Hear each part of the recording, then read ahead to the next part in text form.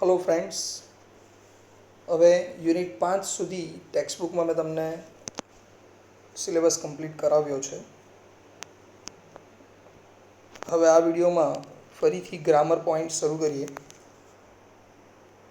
તમને સેક્શન એમાં 3 માર્કનો પ્રશ્ન ફ્રેમ WH ક્વેશ્ચન પૂછાશે. તો ક્યારે કયા WH પ્રશ્નનો ઉપયોગ કરવો એની ચોક્કસ માહિતી લઈ લઈએ, કારણ ઘણીવાર WH પ્રશ્નમાં પણ ઘણા સ્ટુડન્ટ્સ ઉતાવળમાં કે પૂરતી માહિતી ન હોવાના કારણે, ગ્રામરની ખબર ન હોવાના કારણે ભૂલ કરી બેસે છે અને માર્ક્સ ગુમાવે છે. આ કેશ માર્ક્સ કહેવાય. WH ક્વેશ્ચનના માર્ક્સ એ કેશ માર્ક્સ કહેવાય. એટલે આ 3 માર્ક્સ કપાવવા નહીં જોઈએ. તો એની પૂરતી કાળજી આપણે લઈશું. જે કંઈ સમજાવું છું વિડીયોમાં એને ધ્યાનથી સમજી લેવું, અને ત્યાર પછી હું પિક સાઇન કરીશ તો એ તમારે નોટબુકની અંદર હોમવર્ક તરીકે લખી દેવાનું છે. ઓકે ફ્રેન્ડ્સ, WH ક્વેશ્ચનમાં તમારે સૌથી પહેલાં નોટબુકની અંદર આ પ્રમાણે જેવું તમને દેખાય છે એ પ્રમાણેનું એક કોષ્ટક, એક ટેબલ તમારે તમારી નોટબુકમાં તૈયાર કરવાનું છે. પહેલો પ્રશ્ન છે તમારો હુ. તો એનો અર્થ યાદ રાખો. હુનો અર્થ થાય છે કોણ. ક્યારે હુથી પ્રશ્ન પૂછાય? તો તમને જે સેન્ટન્સ, જે વિધાન વાક્ય આપવામાં આવેલું છે, તમારા પેપરમાં 15, 16 અને 17 નંબરના સવાલ હશે. તો જે વિધાન વાક્ય આપવામાં આવેલું છે એમાં વાક્યની શરૂઆતમાં, જરા ધ્યાનથી સાંભળી લેજો, વાક્યની શરૂઆતમાં અંડરલાઇન કરેલી હોય અને અંડરલાઇન કરેલો શબ્દ, લીટી દોરેલો શબ્દ એ સજીવ કરતા હોય. બરાબર ધ્યાનથી જાણી લેજો. વાક્યની શરૂઆતમાં અંડરલાઇન હોવી જોઈએ અને અંડરલાઇન કરેલો શબ્દ જે છે એ કોણ હોવું જોઈએ? તો એ કોઈ સજીવ કરતા હોય. તો એ સજીવ કર્તા વિશે જાણવા માટે અથવા ક્રિયાના કરનાર વિશે જાણવા માટે હુથી પ્રશ્ન પૂછાય. બરાબર. પહેલાં દરેક WH પ્રશ્નના આપણે ઉપયોગ અને અર્થ જાણી લેવાના છે. ફરીથી સમજાવું છું. વાક્યની શરૂઆતમાં અંડરલાઇન કરેલી હોવી જોઈએ અને અંડરલાઇન કરેલો શબ્દ એ કોઈ સજીવ કરતા હોવો જોઈએ અથવા ક્રિયાનો કરનાર હોવો જોઈએ. તો ત્યારે જ હુ વડે પ્રશ્ન પૂછાય. બરાબર. ઉદાહરણ તરીકે ફોર એક્ઝામ્પલ એક સેન્ટન્સ બોલું છું. Anil creates these project. Anil creates these project. તો અનિલના નીચે અંડરલાઇન કરેલી હોય તો એક તો વાક્યની શરૂઆતમાં અંડરલાઇન છે. બરાબર. પ્રશ્ન બનાવવાની જરૂર નથી, ફક્ત જાણી લો ઉપયોગ. અનિલ વાક્યની શરૂઆતમાં આપેલું છે, ક્રિયાનો કરનાર છે અને સજીવ કરતા છે, એટલે પ્રશ્ન બનશે હુ વડે. હું તમને જ્યારે એક્સરસાઇઝ સમજાવીશ ત્યારે પણ આ નિયમો તમને સમજાવતો જ રહીશ. આ જ પ્રમાણે બીજો WH ક્વેશ્ચન છે એ છે વુમ. આનો અર્થ થાય છે કોને. વુમનો અર્થ થાય છે કોને. હવે અંડરલાઇન કરેલો શબ્દ ક્યાં હશે? તો કે તમારા વિધાન વાક્યમાં ક્રિયાપદ પછી. બરાબર ધ્યાનથી સાંભળજો. વાક્યમાં આપેલા મુખ્ય ક્રિયાપદ પછી જે નાઉન છે, જે શબ્દ છે, એના નીચે અંડરલાઇન કરેલું હોય અને એ અંડરલાઇન કરેલો શબ્દ એ કર્મ કહેવાય. ક્રિયાપદ પછી આવતો જે નાઉન છે એ કોણ કહેવાય? કર્મ કહેવાય. તો એ કર્મ કોણ હોય? કેવો કર્મ હોય? એ સજીવ કર્મ હોય. ક્રિયાપદ પછીના શબ્દના નીચે અંડરલાઇન કરેલો હોય. ક્રિયાપદ પછી આવતો શબ્દ શું હોય વાક્યમાં? તો એ નાઉન છે અને એ નાઉન એ કર્મ હોય. હવે આ જે કર્મ છે એ કેવો કર્મ હોવો જોઈએ? સજીવ કર્મ હોવો જોઈએ. ખાસ ધ્યાન રાખજો. સજીવ કર્મ હોય તો એના વિશે જાણવા માટે અથવા વાક્યમાં ક્રિયાપદ પછી મી, અસ, you, him, Har, them, it આવા સજીવ કર્મના નીચે અંડરલાઇન કરેલી હોય તો ત્યારે પ્રશ્ન વુમ વડે બને. હવે વુમ એક એવો WH પ્રશ્ન છે કે જેમાં એક બીજું ધ્યાન એવું રાખવાનું છે કે જે વિધાન વાક્ય આપેલું હશે અને સજીવ કર્મના નીચે અંડરલાઇન હોય અને અંડરલાઇન કરેલા શબ્દની આગળ પહેલાં કોઈ WH કોઈ પ્રેપોઝિશનનું રૂપ આપેલું હોય, પ્રેપોઝિશનનું રૂપ એટલે in, with, for, at, to, by આવા પ્રેપોઝિશનના રૂપ આપેલા હોય તો વુમની આગળ પણ એ પ્રેપોઝિશનના રૂપનો ઉપયોગ કરવામાં આવે છે. એટલે વિથ વુમ એવો પ્રશ્ન બને. અંડરલાઇન કરેલા શબ્દની આગળ વિથ આવતું હોય અને વુમથી પ્રશ્ન બનાવવાનો હોય, સજીવ કર્મ હોય, સજીવ કર્મ વિશે જાણવું હોય તો એ પ્રશ્ન વિથ વુમ વડે બનશે. બરાબર.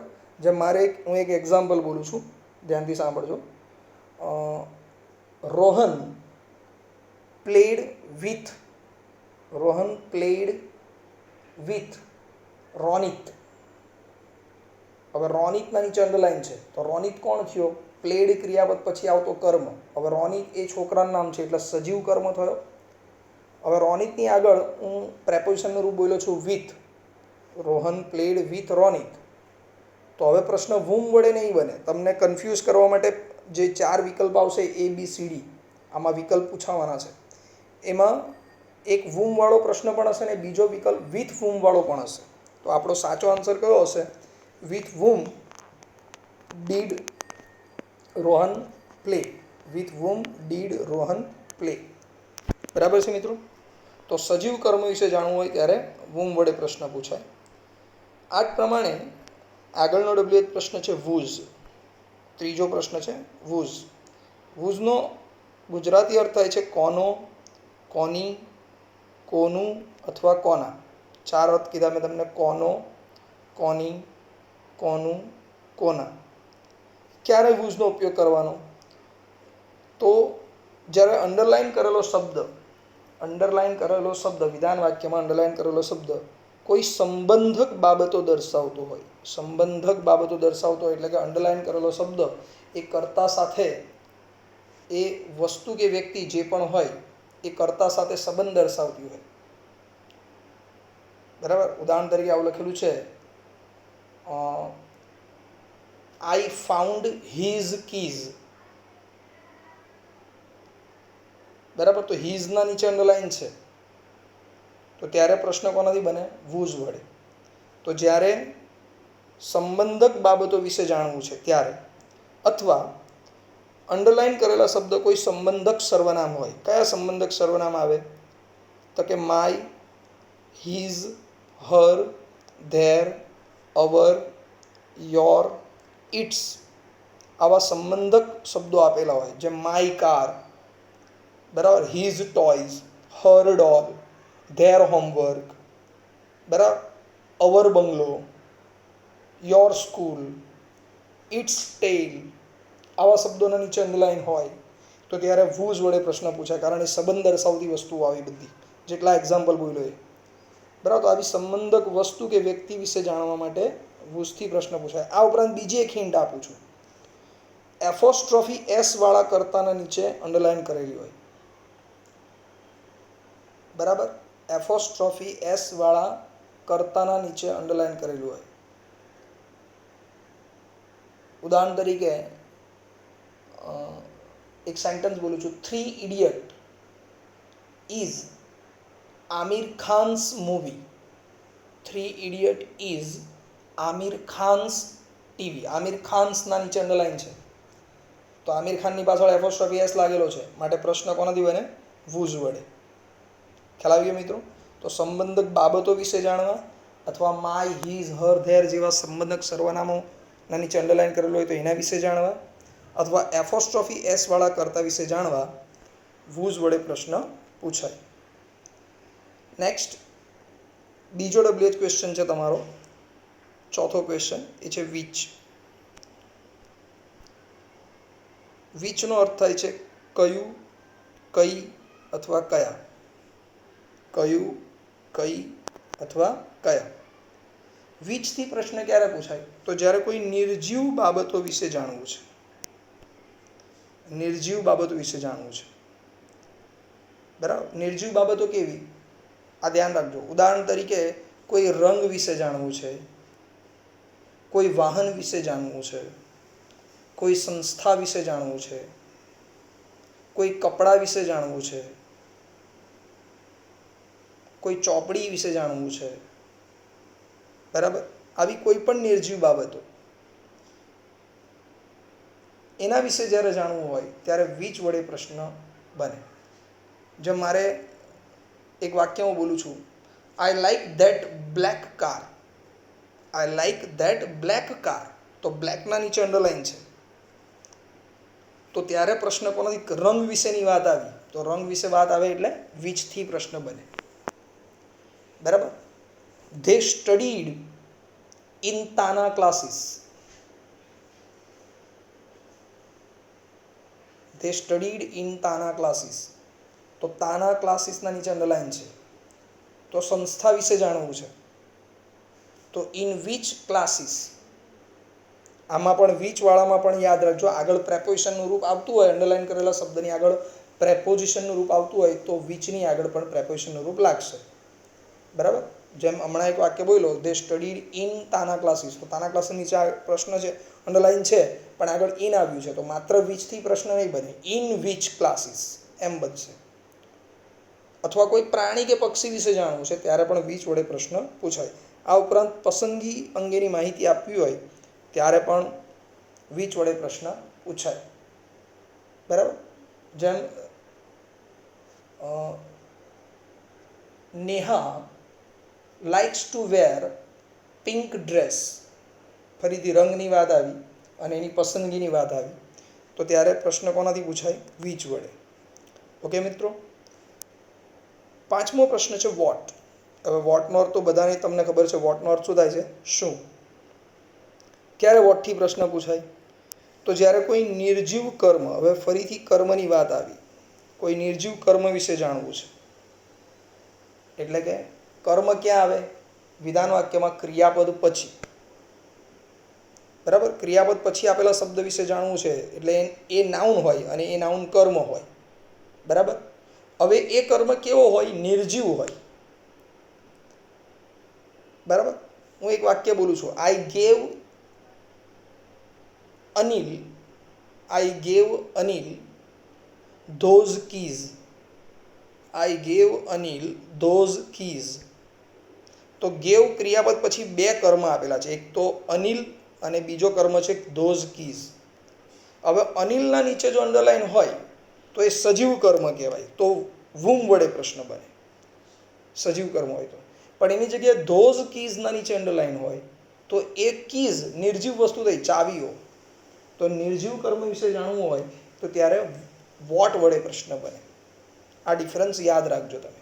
સજીવ કર્મ હોય તો વુમ વડે પ્રશ્ન બને અને નિર્જીવ કર્મ વિશે જાણવું હોય તો વોટ વડે પ્રશ્ન બને. એ ઉપરાંત કોઈ ઘટના કે ક્રિયા શું થઈ છે, શું બન્યું છે, વોટ હેપન. બરાબર. આવું જ્યારે જાણવું છે ત્યારે વોટ વડે પ્રશ્ન પૂછાય. બરાબર. કે પછી એવું લખેલું છે વાક્ય, mister Dave is an engineer. Mister Dave is an engineer. હવે એન એન્જિનિયરના નીચે અંડરલાઇન છે. બરાબર. તો એનો વ્યવસાય કહેવાય. તો વ્યક્તિના વ્યવસાય વિશે જ્યારે જાણવું હોય ત્યારે પણ વોટ વડે પ્રશ્ન પૂછાય. તો વોટ ઇઝ મિસ્ટર દવે. અહીંયા એક બીજો પ્રશ્ન પણ હું બોલું છું, વિકલ્પમાં તમને આપેલો જ હશે, ફિક્સ આપેલો હશે, હુ ઇઝ મિસ્ટર દવે. તો તમને જુઓ જવાબ, આ બી પ્રશ્ન સાચું લાગશે. વાક્ય છે તમારું, mister Dave is an engineer. Mister Dave engineer છે અને એન્જિનિયરના નીચે અંડરલાઇન છે. તો who is mister Dave, mister Dave કોણ છે? તો તમને જવાબ મળી ગયો એન્જિનિયર. તો તમને એવું લાગશે કે આ પ્રશ્ન બી સાચો, પણ ખરેખર આ પ્રશ્ન ખોટો. કેમ? કે હુથી પ્રશ્ન ક્યારે પૂછવાનો? મિસ્ટર દવેના નીચે અંડરલાઇન કરેલું હોય ત્યારે જ. બરાબર. તો વ્યક્તિના વ્યવસાય વિશે જાણવું છે અથવા નિર્જીવ બાબતો વિશે જાણવું છે, નિર્જીવ કર્મ વિશે જાણવું છે, કે કોઈ ઘટના કે ક્રિયા શું બની છે એ જાણવું હોય ત્યારે વોટથી પ્રશ્ન પૂછાય. Okay friends. આ જ પ્રમાણે આગળનો પ્રશ્ન છે વેર. છઠ્ઠો પ્રશ્ન છે તમારો વેર. હવે આ તો બહુ સરળ પ્રશ્ન થયો. વેરનો અર્થ થાય છે ક્યાં. તો અંડરલાઇન કરેલો શબ્દ કોઈ સ્થળ દર્શક શબ્દ હોય. અંડરલાઇન કરેલો શબ્દ શું દર્શાવતું હોય? કોઈ સ્થળ દર્શાવતું હોય. ખાસ કરીને પ્રેપોઝિશનના રૂપ પછી સ્થળ આપેલા હોય. બરાબર. જેમ લખેલું હોય at the cross road, on the terrace, in the house. તો એટ, ઓન, ઇન આ બધા પ્રેપોઝિશન છે. અંડર ધ ટેબલ તો અંડર, અક્રોસ ધ રિવર તો અક્રોસ. આ બધા પ્રેપોઝિશનના રૂપો છે. તો ક્યારે વેરથી પ્રશ્ન પૂછાય? તો કોઈ વસ્તુ કે વ્યક્તિનું સ્થાન કે સ્થળ ક્યાં છે એ જાણવું છે.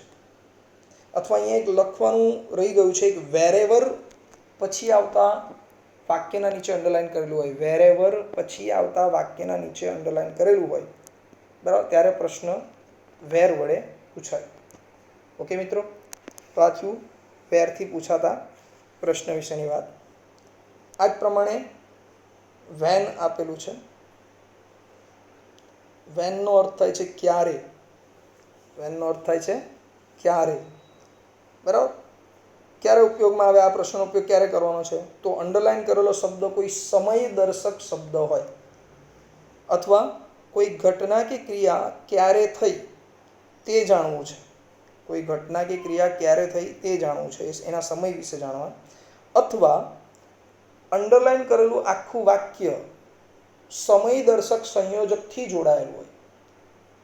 અંડરલાઈન કરેલું આખું વાક્ય સંયોજક વડે જોડાયેલો હોય. કયા સંયોજક? સમય દર્શક સંયોજક. ઉદાહરણ તરીકે વેન, વાઇલ, ટીલ કે અનટીલ, એઝ સૂન એઝ, આવા સંયોજક, આ બધા સમય દર્શક સંયોજક કહેવાય. તો આવા સંયોજકથી વાક્ય જોડાયેલું હોય એટલે અંડરલાઈન કરેલું હોય આવા વાક્યના નીચે, ત્યારે પ્રશ્ન વેન વડે બને. હું એક વાક્ય બોલું છું, as soon as the teacher entered the class. As soon as the teacher entered the class. અલ્પવિરામ પછીનું વાક્ય છે, the students વિશ્ડ him good morning. તો હવે અંડરલાઈન કોના નીચે છે? As soon as the teacher entered the class. આખા વાક્યના નીચે અંડરલાઈન છે, કોમા સુધી, અલ્પવિરામ સુધી. તો આ સમય દર્શક. ક્યારે વિદ્યાર્થીઓ ગુડ મોર્નિંગ વિશ કરે છે? તો જ્યારે શિક્ષક ક્લાસમાં એન્ટર થાય છે ત્યારે. તો સમય થયો. સમય વિશે જાણવા માટે પ્રશ્ન વેન વડે પૂછાય. ઓકે મિત્રો, આ જ પ્રમાણે નેક્સ્ટ ક્વેશ્ચન છે તમારો,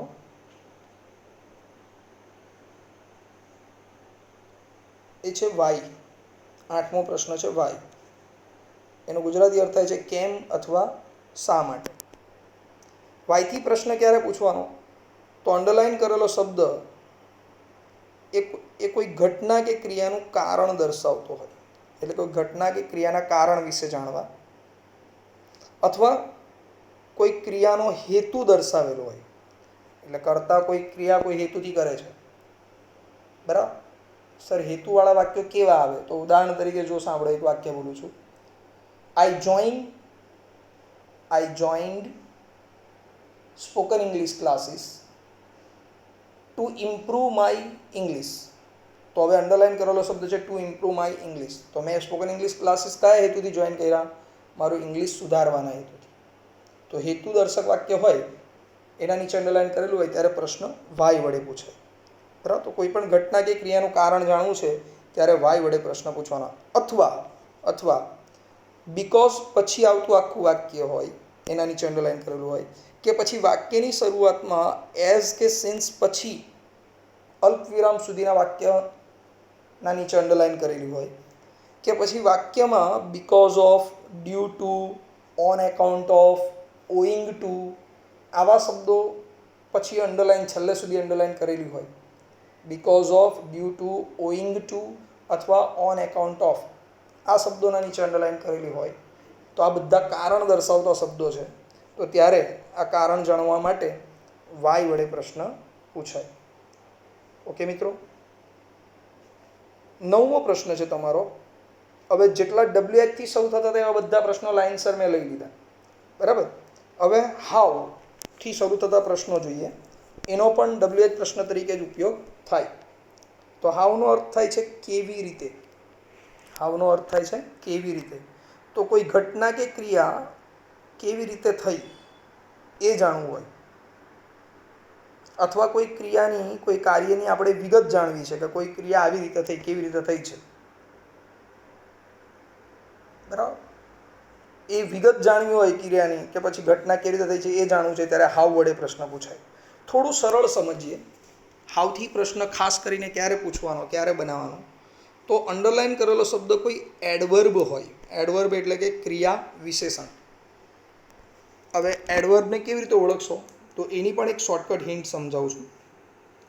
તમારો અંડરલાઈન કરેલો શબ્દ એ એલવાય અથવા આઈએલવાય પ્રત્યે લાગેલો શબ્દ હોય, જેમ beautifully, smartly, happily, seriously, interestingly, આવા શબ્દોના નીચે અંડરલાઇન હોય. તો આ બધા એડવર્બના રૂપ બોલી લો જેની પાછળ એલવાય અથવા આઈએલવાય પ્રત્યે લાગેલા હોય, એવા શબ્દોના નીચે અંડરલાઇન કરેલી હોય ત્યારે પ્રશ્ન હાવ વડે બનાવવાનો. આ ધ્યાન રાખજો. ઓકે મિત્રો, તો આટલા WH પ્રશ્ન હજી આગળ છે એ હું નેક્સ્ટ વિડીયોમાં તમને સમજાવું છું.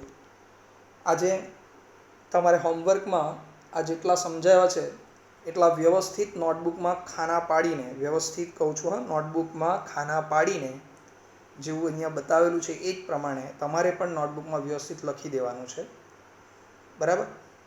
અને એને એકવાર સ્ટડી કરી લેવાનું, વાંચી લેવાનું. ઓકે, તો આ પીક હું તમને સેન્ડ કરીશ, એ જ તમારું હોમવર્ક છે. ઓકે ફ્રેન્ડ્સ, બાકીના WH પ્રશ્નો નેક્સ્ટ વિડીયોમાં સમજાવીશ. બાય.